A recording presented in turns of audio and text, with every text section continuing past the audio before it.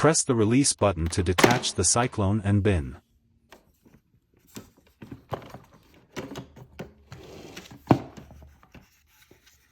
Take the filter out of the cyclone.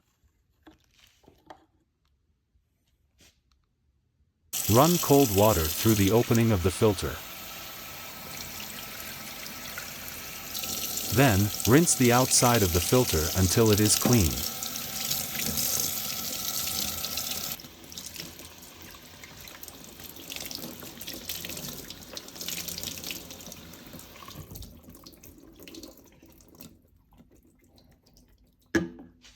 Set the filter aside in a warm place.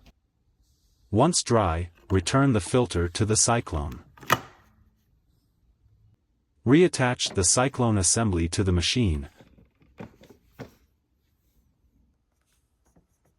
Then press the carrying handle down firmly until it locks into place. Now, let's give it a try.